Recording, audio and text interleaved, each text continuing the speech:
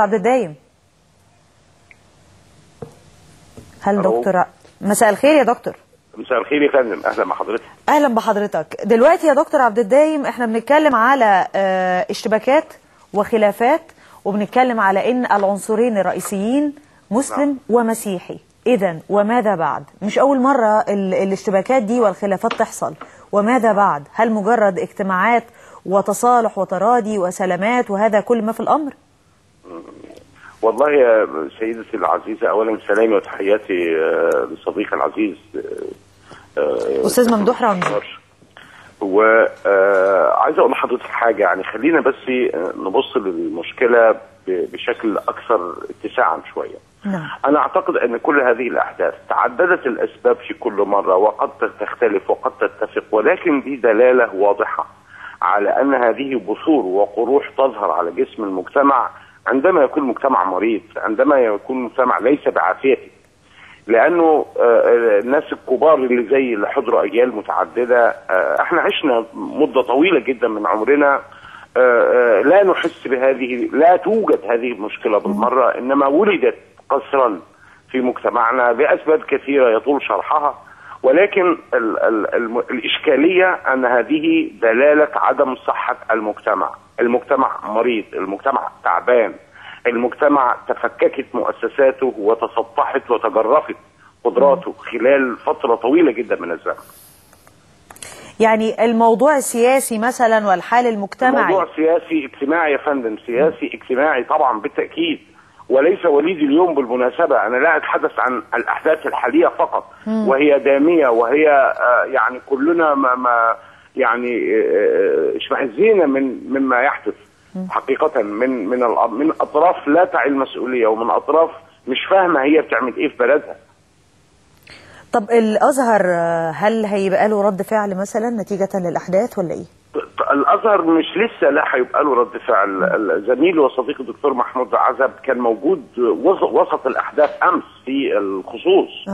ومن ضمن الأبعاد المهمة جدا جدا اللي احنا بنشتغل عليها داخل الأزهر وهي بيت العائلة، على أساس بندرس بعمق شديد جدا إيه هي الأرضية اللي بتظهر فيها هذه الخلافات، وليس الخلافات ذاتها، لأن الخلافات متفرقة زي ما حضرتك شايفة. مش عارف في الفيوم يحصل إيه، في الخصوص يحصل حاجة ثانية، في الصعيد يحصل حاجة ثالثة، ولأسباب متعددة. ولكن ده معناها إن المجتمع عنده استعداد لهذا الوباء. طيب المجتمع مريض وعنده استعداد لتقبل هذا الوباء وما عندوش ممانعة له. طب وعشان الأحداث دي أخطر يا فندم اللي لازم نبص فيها كويس. طب هو أنا عندي سؤالين بالنسبة لأحداث الخصوص. حضرتك بتقول إن الدكتور محمود عزب كان موجود امبارح في أحداث في الخصوص، يعني لحل المشكلات اللي موجودة هناك. طب بالنسبة للكاتدرائية، وطبعا دي زاد الموضوع اشتعالا، موضوع الكاتدرائية اللي حصل النهاردة. طبعا. واحنا بنتكلم على إن الموضوع موضوع سياسي، موضوع اجتماعي. نعم. الموضوعات السياسية والاجتماعية مش بتتحل في يوم وليلة، واحنا مش بنتكلم في ان المفروض ان الموضوع يتحل في يوم وليله، لكن عايزين يبقى في الوقت القريب. ايه الخطوات اللي المفروض ان هي تتخذ؟ الوقت القريب الازهر لا ينتظر الاحداث، انما في كل مره الحقيقه بنتحرك في اتجاه اخواننا الاقواط، والحمد لله ان في توائم تام وود متبادل بين الاطراف المعنيه في الكنيسه المصريه والكنائس المصريه جميعا والازهر الشريف. وهذا يعني من فضل الله ان في ثقه متبادله، في ود متبادل، وفي ايضا احساس بالمسؤوليه متبادل تجاه الطرفين، فدائما وابدا ما بيضعوا يدهم في يد بعض لمحاوله مواجهه اي مشكله تطرأ هنا او هناك. طيب احداث الخصوص الكل ركز في موضوع ان شيخ الجامع هو اللي دعا لمناصره المسلمين، ده المسلمين بيتضربوا فالناس كلها هجمت من غير ما يبقوا عارفين ايه الموضوع. اكيد برضو حضرتك وصلتك نفس المعلومه دي. نعم، انا سمعتها من الاعلام زي ما حضرتك سمعت يعني. طيب رد الفعل المفروض مع رجل دين كان جزء من المشكله.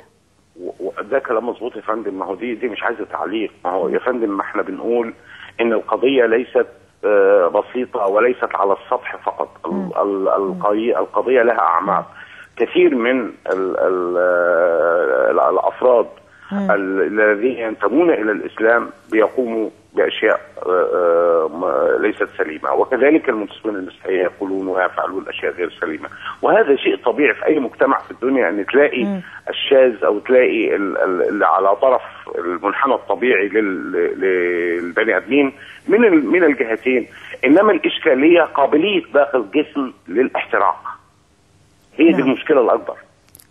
ودول موجودين في كل زمان وفي كل مكان. نعم يجب ان ينضبط الخطاب الديني، ويجب ان ينضبط اداء المسجد على بث السلام والطمأنينة في محيطه وفي مجتمعه، وده الدور الاساسي لرجل الدين في اي مكان، سواء ينتمي للدين الاسلامي او ينتمي للدين المسيحي، لان كلها اديان من ربنا، وكلها دعت للسلام، وكلها دعت للوئام، وكلها دعت للتآخي والود المشترك.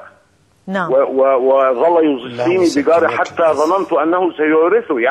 يعني شو الجار له حقوق كبيره جدا جدا جدا على جاره. طبعا يا فندم.